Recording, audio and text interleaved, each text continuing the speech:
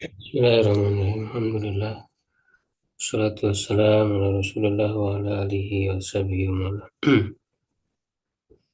Alhamdulillah wa sekalian di malam hari ini dengan izin Allah kita bisa dipertemukan kembali dalam pembelajaran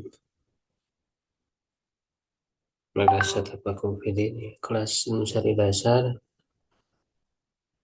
lanjutkan kajian Sirah Nabawiyah ya dari matan ya atau nazam Urjuzah Miyah karya Imam Ibnu Abdul Iz Al-Hanafi rahimahullah ta'ala. Bait yang ke-37 dibaca dulu Syarifan. Baik. Bismillah. Qala al-muallif rahimahullah taala wa nafa'ana bi ulumid amin. Bismillah. Min bai'atil aqabatil ula hatta hijratihi sallallahu alaihi wasallam ilal madinati. Wal bai'atul ula ma'athnai asyara min ahli Taibata kama qad dzukira. Wa ba'da sintaini wa khamsina ata sab'una fil mausimi hadza sabata min Taibatin fabaya'u thumma hajar Makkata yawma tsnaini min syahri Safar. Terus baca. Faja'a Taibata ridha yaqina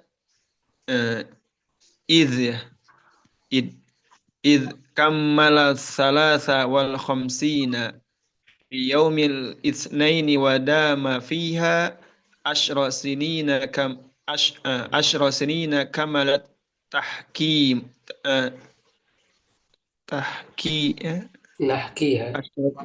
nahkiha menceritakan ya nahkiha. Ya, ya.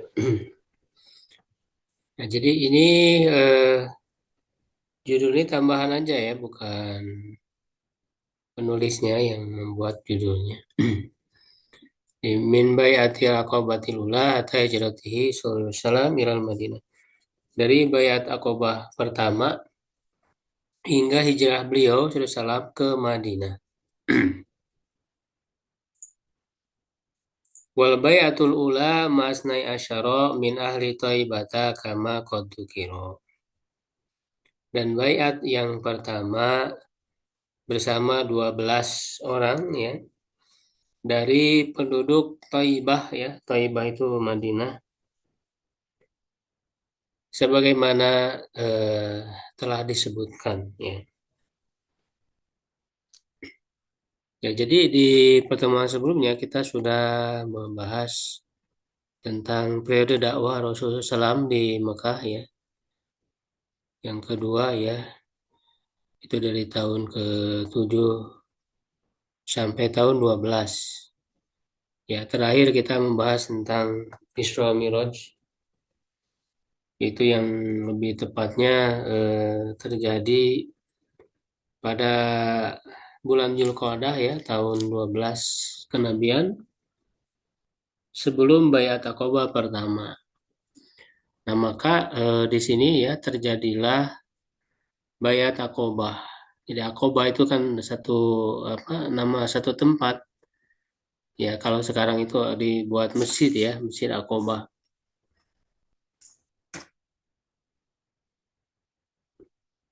Ya, jadi Baiat ini dilakukan di sebuah tempat ya yang bernama Aqabah. Maka disebutlah Baiat Aqabah. Nah, ini terjadi dua kali. Ya, yang pertama itu tahun ke-12 ya, kenabian. Ya, yang keduanya adalah tahun berikutnya. Ya, bayat itu kan ya adalah janji setia ya di mana eh, para penduduk Madinah ya yang datang kepada Rasulullah SAW ya di Mekah, artinya ya mereka menyatakan kesiapan mereka ya dan ya janji setia mereka ya untuk setelah mereka masuk Islam ya untuk setia untuk siap berjuang ya bersama Rasulullah SAW.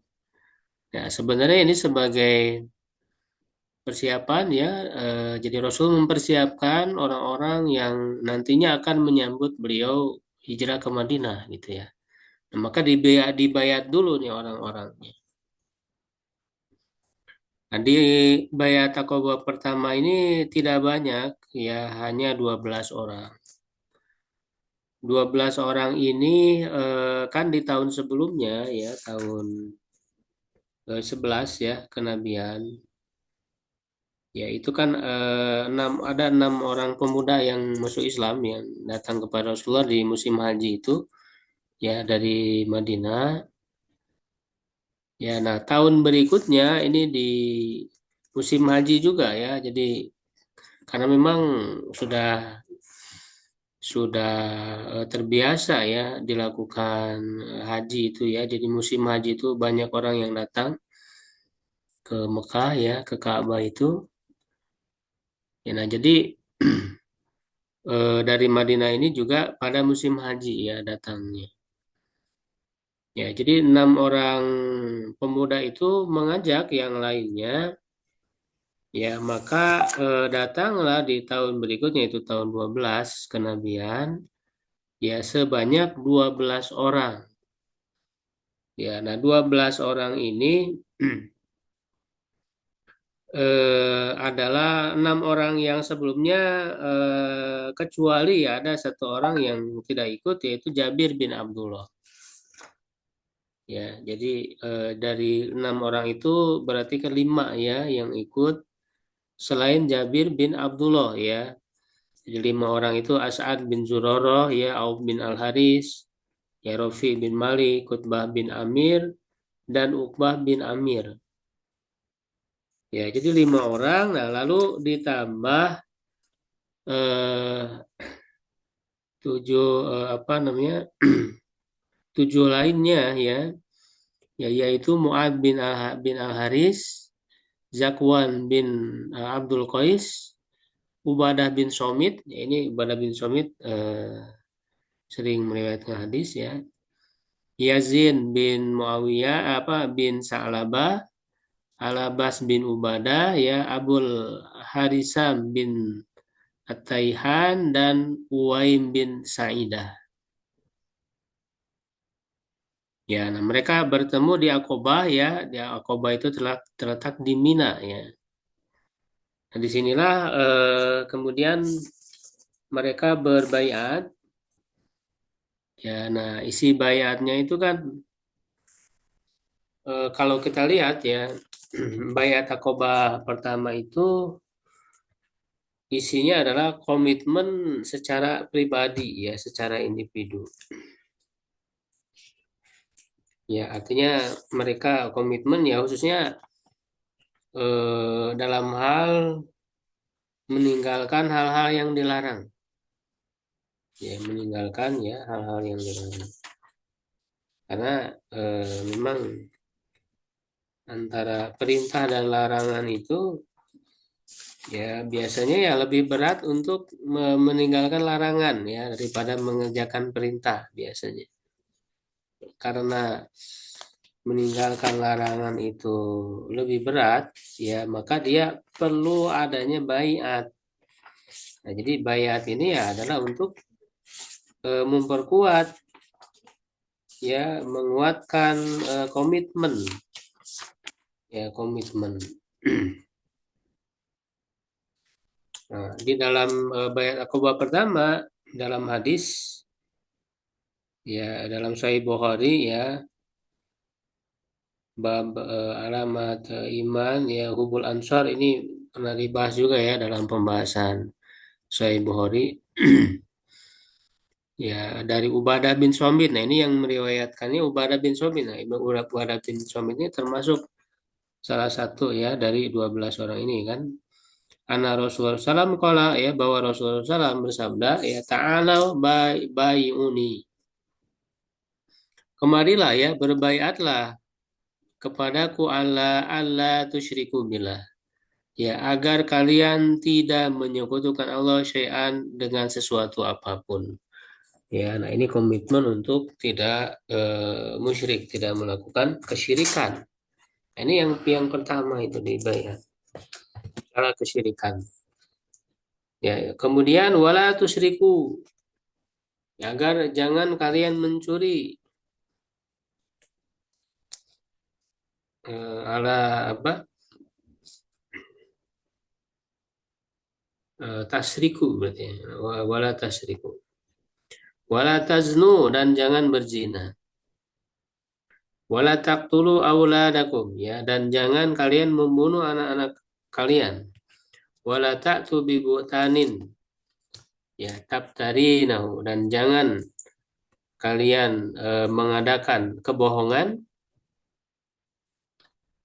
ya, kedustaan yang kalian ada-adakan, ya, di hadapan kalian,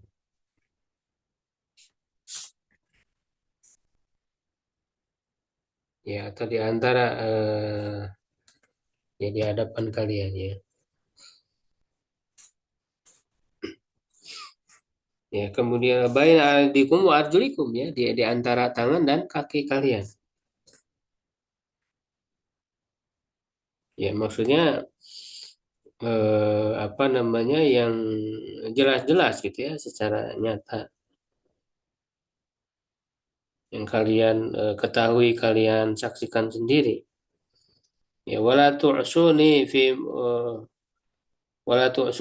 ma'rufin, atau ta'suni fi ma'rufin, jangan kalian mendurhakaiku dalam hal yang ma'ruf. Ya, faman wafa minkum fajruhu 'ala Allah, siapa yang memenuhi, ya, dari kalian, maka pahalanya diserahkan kepada Allah. Wa man asaba min dzalika syai'an fa uqiba bihi fi dunya, dan siapa yang mengenai, ya, sesuatu dari hal itu, ya, artinya melakukan larangan, ya, yang tadi disebutkan, maka dia dihukum di dunia, fahuwa kafaratun, fahuwa lahu kafarun, maka dia menjadi kifarat baginya. Wa man asaba min dzalika syai'an fasatarahullah, siapa yang mengenai, ya, dari hal itu, atau terjatuh, ya, kepada di antara hal itu, lalu Allah menutupinya. Nah, jadi tidak apa, tidak ditampakkan, ya, tidak dilaporkan, ya, kepada kodi, ya, kepada hakim, ya, kalau kalau sampai kepada hakim, kepada penguasa, ya, maka, ya, tentu harus dihukum, ya, had. Ya, tetapi kalau tidak sampai kepada hakim, ya, ditutupi oleh Allah, ya, maka, ya, kalau dia bertobat, ya, insya Allah Allah akan menerima tobatnya. Ya, maka di sini perkaranya fa'amruhu ila Allah, diserahkan kepada Allah. Insya aqabahu, jika dia berkehendak dia akan menyiksanya, wa insya afa anhu, ya, dan jika dia berkehendak maka Allah akan memaafkannya. Ya, qala, ya, dia berkata fabayatu, maka aku pun berbayat, ya, dalam satu eh, apa namanya, manuskrip, fabayanahu, dengan kami, maka kami pun berbayat kepada beliau, ala dzalika, atas hal itu. Ya, jadi kalau kita lihat isi bayat yang akobah yang pertama ini adalah tadi, ya, berkaitan dengan komitmen individu, ya, untuk apa namanya, siap meninggalkan hal-hal yang dilarang. Nah, setelah bayat akobah yang pertama ini, ya, beliau mengutus seorang pemuda, ya, sebagai duta, ya, untuk mendakwahkan Islam di sana, itu Mus'ab bin Umair. Ya, jadi dari kalangan Quraisy, ya, dari Mekah, ya, Rasul mengutus Mus'ab bin Umair. Nah, maka Mus'ab bin Umair ini ikut, ya, untuk berdakwah, ya, di Madinah itu. Lalu beliau tinggal di rumah As'ad bin Zuroroh, ya, dia berhasil, ya, berdakwah dengan membacakan ayat-ayat Al-Quran. Ya, maka masuk Islam dua pemimpin besar, yaitu Usaid bin Hudayr dan Sa'ad bin Mu'ad.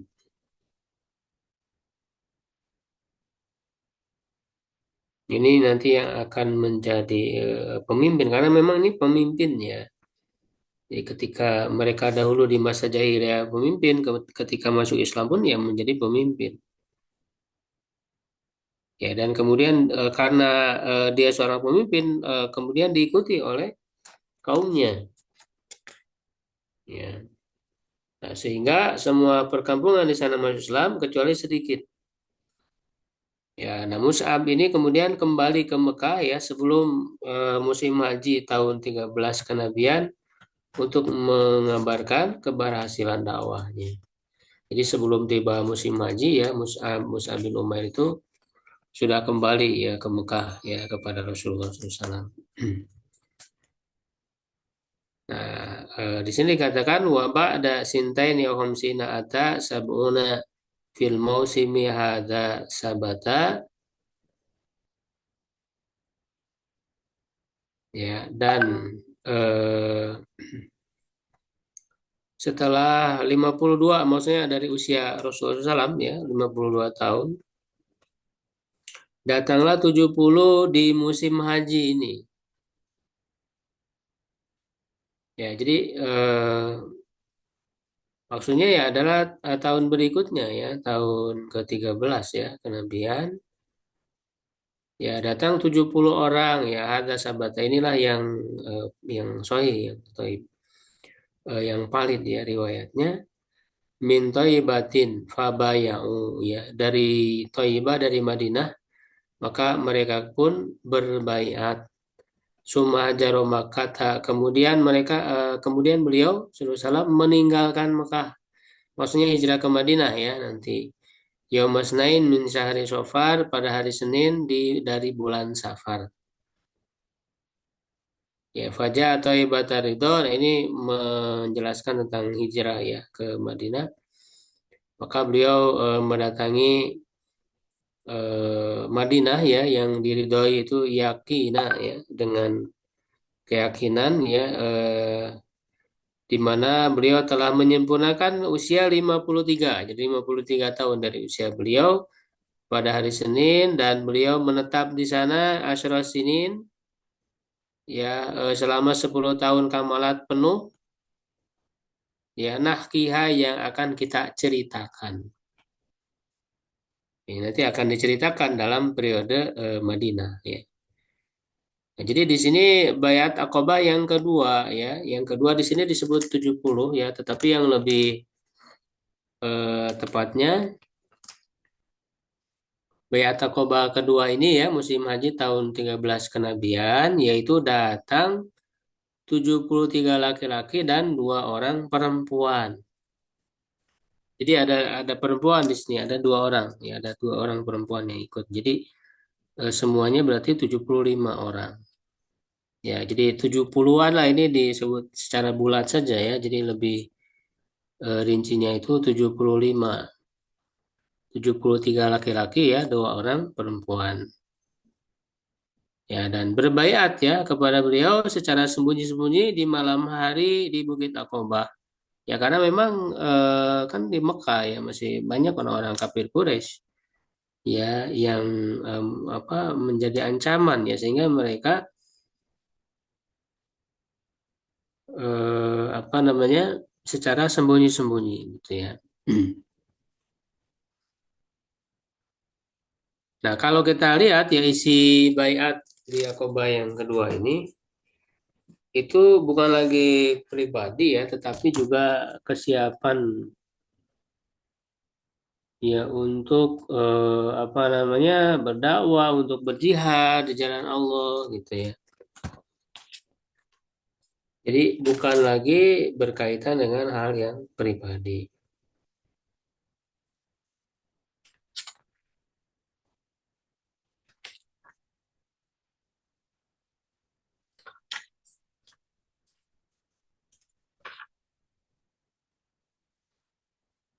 Ya, di sini isi bayatnya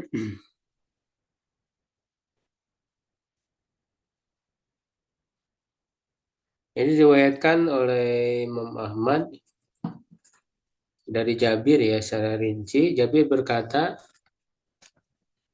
Ya aku apa kulna kami berkata ya Rasulullah ala manubayyuka. Terhadap apa kami berbaiat kepadamu? Ya, maka di sini Rasul menyebut poin-poinnya ya. Yang pertama alasan iwatoa fin nasyati wal kasali. Ya, untuk mendengar dan taat baik dalam keadaan semangat ataupun malas. Itu yang pertama. Ya, jadi di sini ada berkaitan dengan hal ketaatan ya kepada pemimpin, kepada Rasulullah ya khususnya. Yang kedua wa 'alan nafaqati fil usri wal yusri. Ya, menafkahkan harta baik ketika sulit ataupun dalam kemudahan. Yang ketiga walal amri bil ma'ruf wa nahyi 'anil munkar. Nah, ini amar ma'ruf nahi munkar. Nah, ini jadi bukan lagi pribadi tapi sudah ke yang lain gitu ya, kewajiban pada yang lain. Ya, kemudian wa ala an taqumu fillah la ta'khudhukum fillah laumatul laim. Berjuang karena Allah ini wa ala an taqumu fillah. Ini berjuang ya karena Allah dan tidak merisaukan celaan orang yang suka mencela. Nah, jadi ini kesiapan untuk berjuang, berjihad. Nah, yang kelima wa'ala antan suruni idza qadimtu ilaikum. Nah, di sini Rasul sudah mempersiapkan. Ya, wa tamna'uni mimma tamna'una minhu. Ya, anfusakum wa azwajakum wa abnakum wa lakumul jannah. Ya, dan menolong jika aku ya antan surin menolongku apabila aku datang kepada kalian. Nah, jadi berhijrah, jadi sudah dipersiapkan tahun sebelumnya. Walaupun bukan setahun sih, hanya beberapa bulan, karena kan nanti hijrahnya itu bahkan sudah di bulan Muharram, jadi nggak lama, jadi tidak lama setelah musim haji ya Zulhijjah itu, kemudian Muharram itu sudah mulai itu ada yang berhijrah dan Rasul itu nanti terakhir, maka tadi disebutkan di bulan Safar, ya kan di bulan Safar. Di bulan Muharram Safar kan Safarnya Rasul itu terakhir ya setelah sahabat semuanya hijrah ya Rasul itu terakhir di Safar itu jadi sejak Muharram sudah berhijrah para sahabat ya jadi sudah dibaiat lebih dulu para penduduk Madinah ini ya adalah ya agar mereka siap untuk menolongku ya apabila aku datang kepada kalian ya dan melindungi ya melindungiku sebagaimana ya kalian melindungi diri-diri kalian ya istri-istri dan anak-anak kalian maka bagi kalian surga.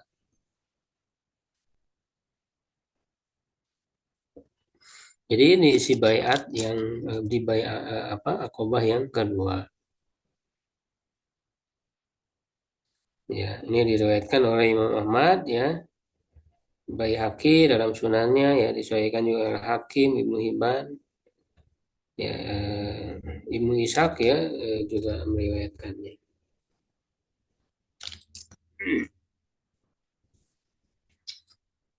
Nah setelah itu Rasulullah SAW menyuruh mereka untuk menunjuk 12 pemimpin ya. Jadi dari 75 orang ini ya atau 72 laki-laki, 73 laki-laki yaitu disuruh untuk memilih 12 orang untuk menjadi para pemimpin. Ya, maka ditunjuklah As'ad bin Zurarah, ya Sa'ad bin Robi, ya Abdullah bin Rawahah. Nah, ini sudah ya, Abdullah bin Rawahah. Rafi bin Malik, ya Al-Barra bin Ma'rur, Abdullah bin Amr, ya Ubadah bin Somit, ya Sa'ad bin Ubadah. Nah, ini kan pemimpin apa Khazraj ya. Al-Mundir bin Ammar, Usaid bin Hudair, ya Sa'ad bin Khaisama dan Rifa'ah bin Abdul Munzir. Nah, Rasulullah SAW memuji mereka ya bagaikan al-Hawariyun ya, pengikutnya Nabi Isa alaihissalam yang jumlahnya juga sama itu 12 orang. Jadi apa ditunjuk para pemimpinnya ya.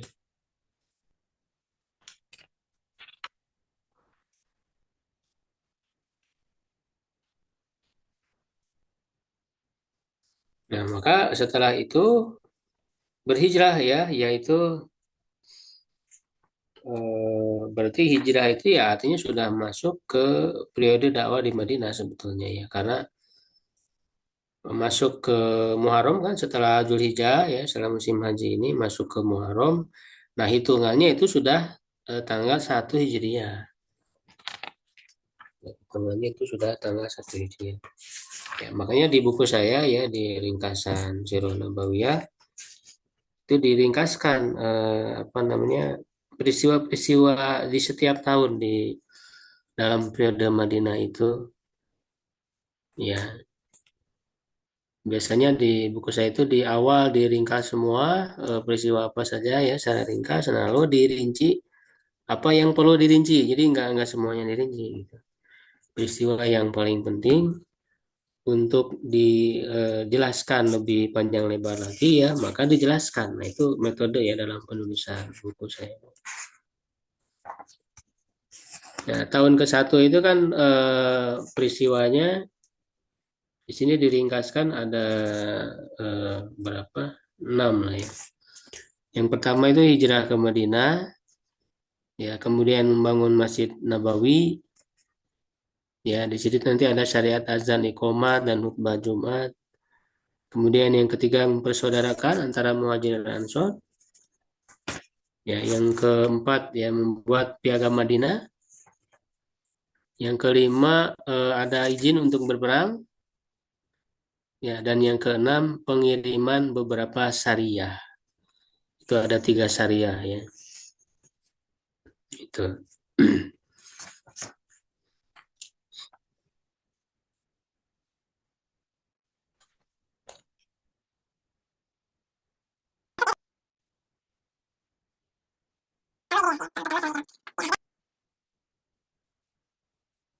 Ya, nah di sini kan sudah masuk ya disebutkan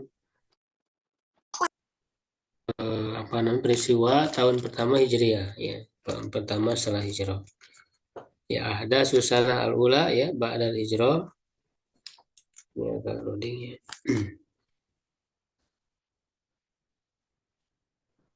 Nah, ini kan sebetulnya perlu kita ketahui ya bagaimana hijrah itu. Kalau kalau di sini dia setelah hijrah ya di apa di bait-bait ini ya nazam ini disebutkan setelah Rasul tiba gitu ya, setelah Rasul tiba di Madinah. Nah, sebelum tiba nah, perlu kita mengetahui ya hal-hal lain ketika hijrah ke Madinah. Di sini saya ringkaskan.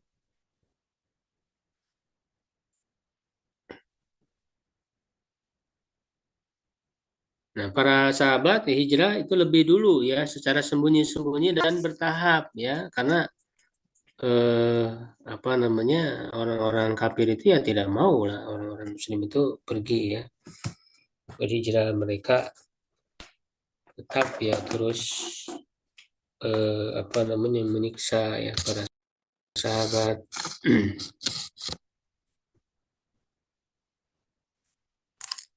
Kalau tinggi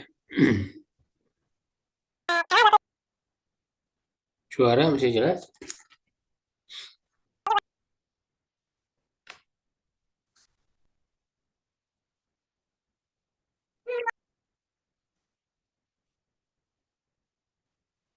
Nah, baru nanti Rasul ini ringkasannya ya hijrah Rasulullah SAW.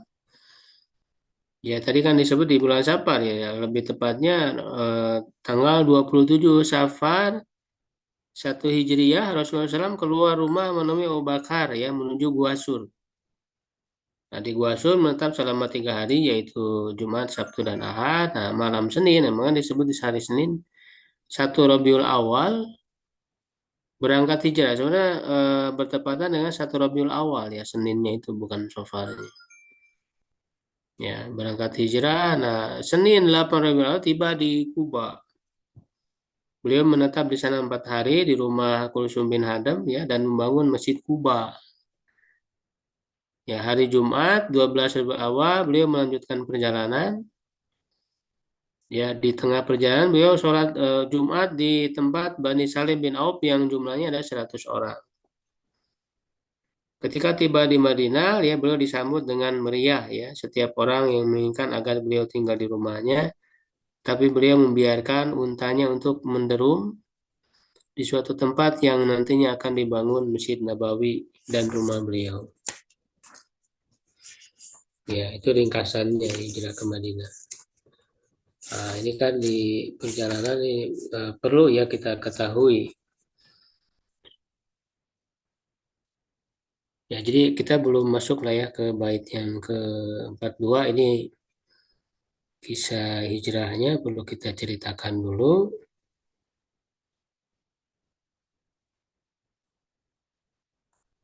Nah, ini sudah masuk di tahun 1 ya. Jadi kita ceritakan dulu ya sampai bait 41 aja tentang kisah hijrahnya ya. Nah, pertama hijrah para sahabat. Jadi Rasulullah SAW itu ya tipe kepemimpinannya emang beliau itu di belakang gitu ya. Artinya ibarat makanya ibarat menggembala kambing kan penggembala itu di belakang. Jadi membiarkan digiring ya kami itu kan di depan. Ya, nah maka inilah ya kepemimpinan Rasulullah itu jadi para sahabat disuruh untuk berhijrah lebih dulu. Makanya beliau belakangan. Ini sebagai bentuk bahwa beliau lebih memprioritaskan umatnya itu ya. Menunjukkan kasih sayang yang sangat besar ya kepada para sahabatnya, kepada umatnya gitu ya. Sehingga beliau nanti sendiri. Makanya ini sangat berbahaya ya karena orang-orang kafir itu akan terus berusaha untuk membunuh. Makanya nanti pas beliau akan keluar itu kan dikepung ya, akan dibunuh itu. Nah, berkenaan dengan hijrah para sahabat, di sini ada beberapa kisah yang menarik ya. Yang pertama, yang orang yang pertama kali berhijrah ke Madinah itu adalah Abu Salamah. Ia berhijrah sebelum Bayat Aqabah kedua, setahun sebelum Bayat Aqabah kedua. Jadi lebih dulu ya. Awalnya ia akan berhijrah bersama anak dan istrinya yaitu Ummu Salamah. Nah, tetapi istri dan anaknya ditahan ya oleh mertuanya. Keluarga Abu Salamah tidak terima terhadap mertuanya, maka mereka mengambil anaknya. Perebutan itu membuat tangan anaknya cedera. Nah, akhirnya Abu Salamah hijrah sendiri. Ya, ini masih jelas nggak suaranya?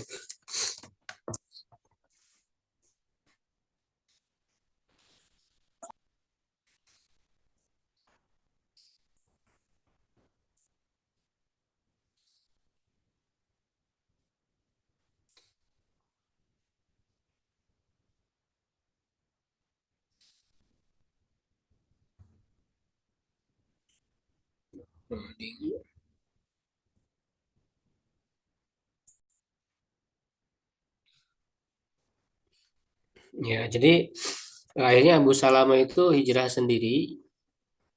Nah, adapun istrinya ya merasa sangat sedih ya karena terpisah dengan anak dan suaminya. Nah, akhirnya ia pergi ke padang pasir setiap hari dan menangis di sana sampai sore hari. Ya, ia lakukan sampai setahun ya, bayangkan. Ya, sampai setahun. Nah, salah seorang keluarganya merasa kasihan kepadanya ya agar ia jangan ditahan untuk menyusul suaminya. Akhirnya ia menyusul suaminya dengan berjalan kaki seorang diri. Baru ketika tiba di Tanim diantar oleh Utsman bin Tolhah dan ditunjukkan kepada suaminya yang berada di Kuba. Ya, jadi itu kisah Abu Salamah dan Ummu Salamah ya. Walaupun nanti kan Ummu Salamah akan menjadi istri Rasul ya setelah Abu Salamah itu meninggal. Nah, setelah Baiat Aqobah kedua, ya kaum muslimin telah memiliki kekuatan di Madinah, maka mereka menyuruh berhijrah ke sana secara bertahap dan sembunyi-sembunyi. Hingga 2 bulan lebih beberapa hari ya setelah Baiat Aqobah kedua, ya jadi 2 bulan lebih. Berarti kan kalau musim haji tadi itu, ya tadi di bulan Zulhijjah itu sudah setelah Baiat Aqobah kedua itu sudah mulai tadi ya ada yang berhijrah ya, lalu kemudian Muharram ya, Safar gitu ya. Jadi 2 bulan lebih lah ya. Ya, tidak ada Muslim yang tersisa di Mekah kecuali Rasulullah dan keluarga, ya dan Abu Bakar dan keluarga. Nah, ini menunjukkan keistimewaan Abu Bakar Siddiq. Ya, jadi beliau ya Mbak Abu Bakar itu disuruh oleh Rasulullah SAW untuk jangan dulu hijrah ya, untuk menemani beliau. Lalu juga Ali ya dan orang-orang yang ditahan kaum kafir ya. Ali bin Abi Thalib ya tentu termasuk apa namanya ya keluarga Rasulullah SAW ya. Karena sepupu beliau dan juga nanti akan menjadi menantu. Nah, meskipun kaum kafir terus berusaha mencegah keberangkatan mereka. Nah, di antara kisah hijrah yang lain ya ada sahabat yang bernama Suhaib bin Sinan Ar-Rumi. Ketika ia hendak berhijrah, orang-orang kafir Quraisy hendak menahan hartanya ya. Lalu ia bertanya, apakah kalau aku berikan harta bendaku, kalian akan melepaskanku? Mereka menjawab ya. Maka Suhaib ya memberikan harta bendanya dan pergi berhijrah. Jadi bayangkan ya, Suhaib itu kan dulu dia datang ke Mekah itu tidak punya apa-apa ya, dia kerja keras ya sehingga menghasilkan banyak harta. Ya setelah dia memiliki banyak harta ya ketika akan hijrah itu ditinggalkan semuanya. Ya ini kan perjuangan, ya. Hijrah itu perjuangan ya sangat luar biasa. Meninggalkan seluruh hartanya. Nah, Rasulullah itu mendengar ini juga sebelum kedatangan Suhaib itu Rasul sudah tahu ya, diberi tahu dengan wahyu ya tentang Suhaib ya bin Sinan ya. Ar-Rumi ini dan Rasul mengatakan Suhaib beruntung, Suhaib beruntung. Ya, kemudian berikutnya ada kisah Umar bin Khattab. Ya, nah ini menarik ya. Kalau para sahabat yang lain itu sembunyi-sembunyi, Umar bin Khattab itu hijrahnya secara terang-terangan, bahkan menantang ya orang-orang kafir Quraisy jika mereka berani menghalanginya. Ya, dia ditantang duel gitu ya. Jadi bahkan kan mengatakan siapa yang ingin istrinya menjadi janda, ya, anaknya menjadi yatim, ya, ya temui saya di belakang lembah.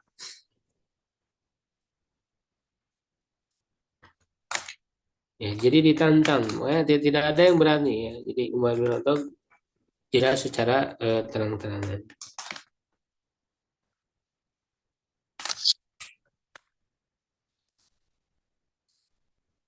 Nah, awalnya dia tuh sudah sepakat dengan Iyas bin Abi Robi'ah dan Hisham bin Alas untuk pergi berhijrah bersama.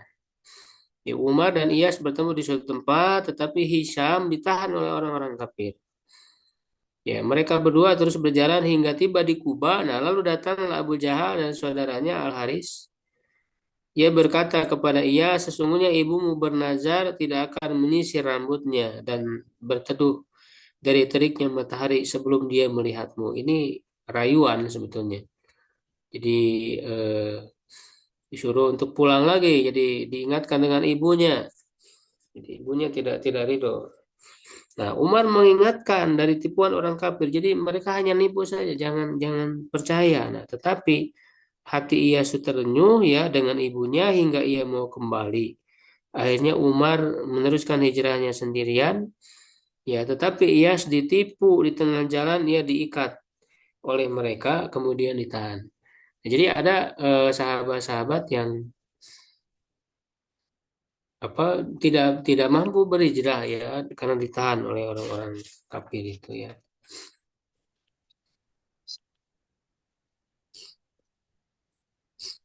Ya, kemudian berkaitan dengan hijrah Rasulullah SAW. Nah, di sini yang pertama, di sini saya buat poin-poin ya, apa saja ya dalam perjalanan hijrah Rasul. Yang pertama, poin pertama itu adalah rencana orang kafir.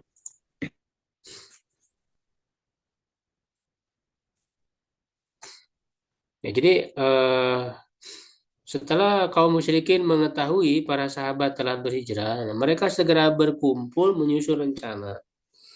Pada hari Kamis 26 Safar tahun 1 Hijriah, mereka bermusyawarah di Darun Nadwah. Nah, pertemuan ini sangat penting bagi mereka karena sebagai penentuan langkah dalam menghabisi dakwah Rasulullah SAW. Nah, di musyawarah itu tiba-tiba muncul seorang kakek dari Najd ya, sosok kakek tua dari Najd yang hendak ikut dalam pertemuan. Nah, nanti seorang kakek ini kan sebenarnya dia adalah jelmaan iblis. Jadi iblis menjelma. Jadi iblis itu turun langsung dalam momen-momen penting bersama orang-orang kafir ya. Yang pertama ini dalam musyawarah ini yang nantinya bersepakat untuk membunuh Rasulullah SAW. Ya, yang kedua juga nanti dalam peristiwa perang Badar ya, iblis juga turun langsung. Ya, nah di sini bermusyawarah ada seorang ya Abul Aswad mengusulkan agar Muhammad diusir saja. Nah, jadi kakek tua ini yang akhirnya kan dia seperti memimpin gitu rapat itu.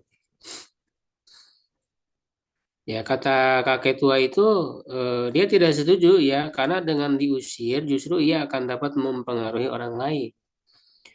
Lalu Abul Bahtari mengusulkan agar dipenjara. Nah, kakek itu pun tidak setuju karena akan dengan mudah ya bagi pengikutnya untuk membebaskannya.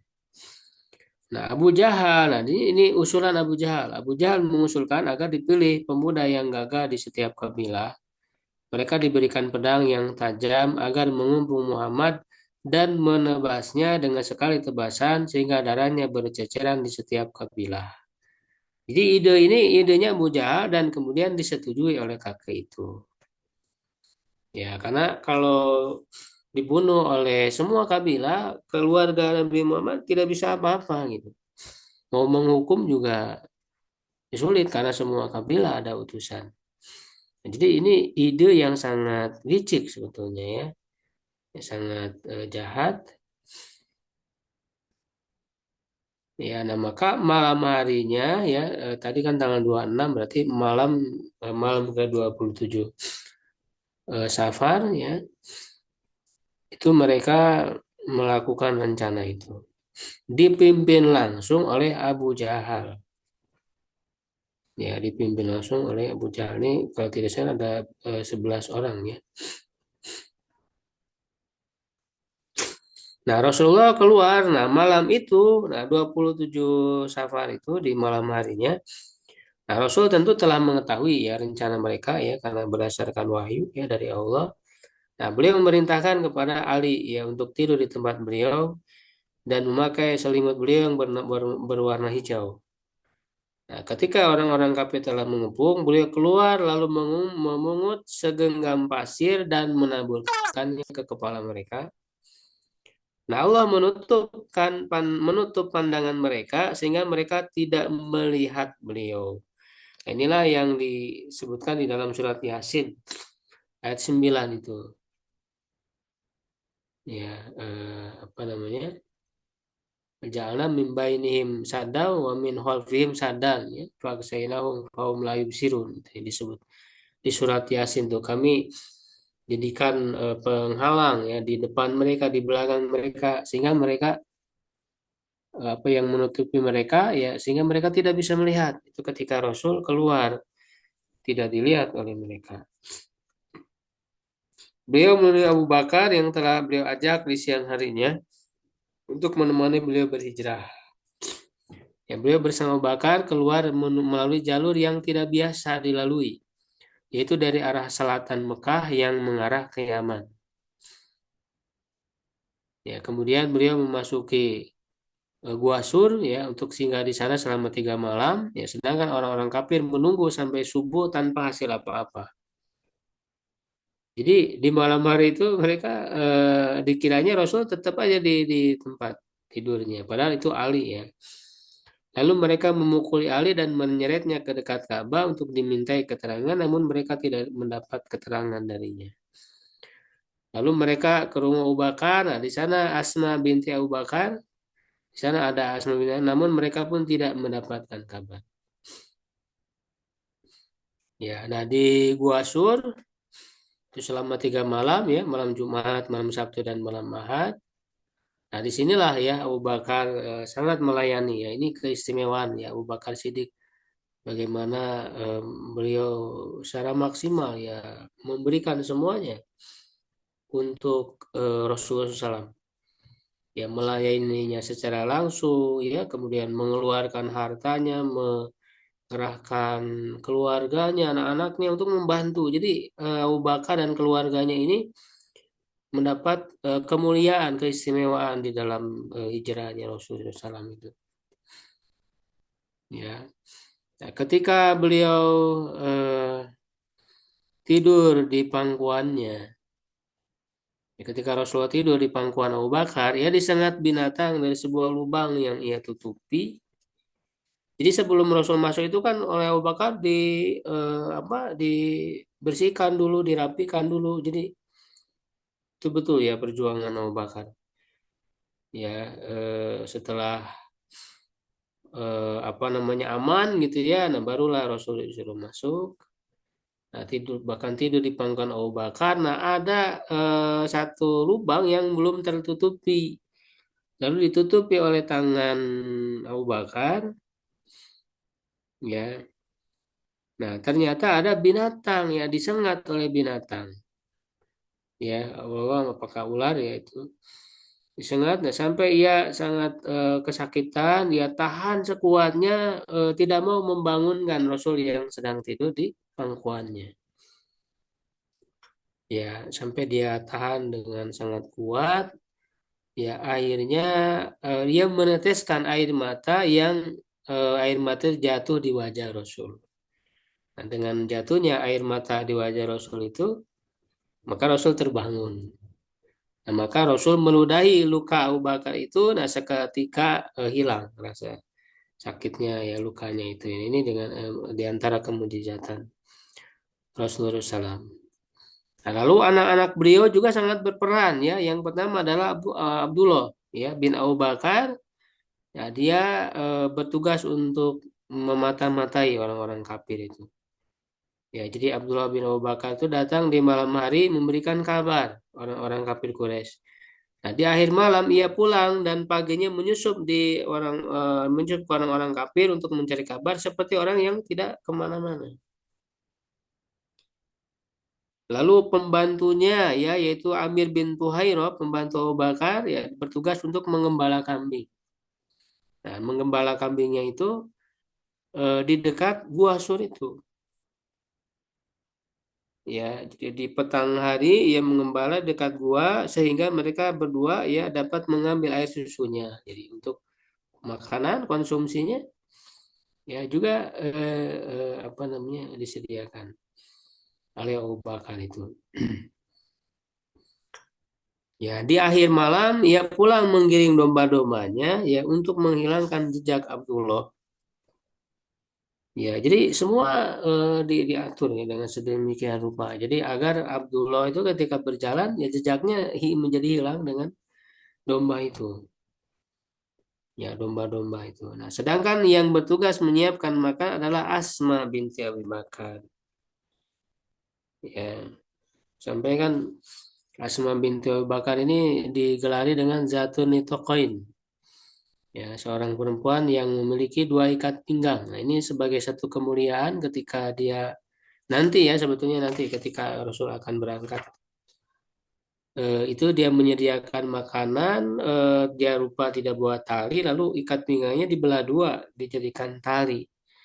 Sehingga disitulah dia digelari dengan Dzatun Nitaqain. Nah, ini peran penting seorang anak perempuan. Ya, anak perempuannya Abu Bakar, ya yang menyediakan makanan untuk mereka selama 3 hari di Gua Sur itu, termasuk nanti membekali ketika akan berangkat. Ya tentu ini bukan tugas mudah ya, bagaimana dia harus menyusup secara sembunyi-sembunyi gitu ya, agar tidak diketahui oleh orang-orang kafir. Ya jadi keluarga Abu Bakar ini memiliki andil yang sangat besar. Nah lalu kesedihan Abu Bakar. Nah kaum kafir Quraisy terus berusaha mencari mereka berdua. Mereka akan beri hadiah ya 100 unta bagi siapa saja yang dapat membawa Muhammad hidup atau mati. Jadi melakukan sayembara ya. Mereka menyebar sampai ada yang tiba di mulut Gua Sur. Nah, kalau saja mereka mendongakkan kepala, niscaya mereka melihatnya. Nah, itulah yang membuat Abu Bakar sedih. Nah, yang menjadi kesedihan Abu Bakar itu bukan Abu Bakar mengkhawatirkan dirinya, ya, tapi Abu Bakar itu yang mengkhawatirkan Rasulullah. Ya, kalau saya tidak apa-apa, gitu, berarti tidak ada masalah.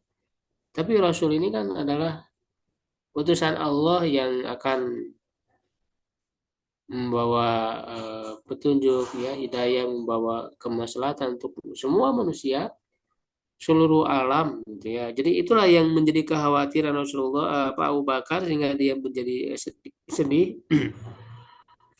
Nah maka Rasul pun menenangkannya dengan mengatakan la tahzan innallaha ma'ana.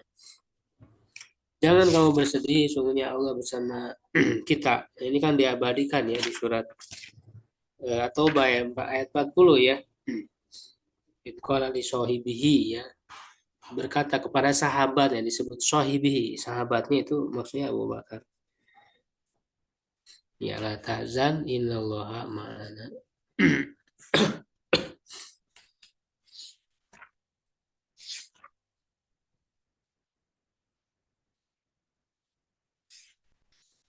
Ya baiklah sekalian, mungkin kita cukupkan dulu ya pembahasan kajian malam hari ini.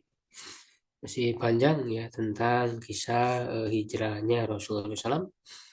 Ya, nanti kita akan lanjutkan lagi ya di pertemuan yang akan datang. Ya, jadi ini baru apa namanya kisah di Gua Sur ya. Jadi kita lanjutkan, beliau nanti mulai berangkat ya hijrah ke Madinah. Wallahu a'lam bishawab. Aku qouli hadza astaghfirullah li wa lakum. Assalamualaikum warahmatullahi wabarakatuh. Waalaikumsalam.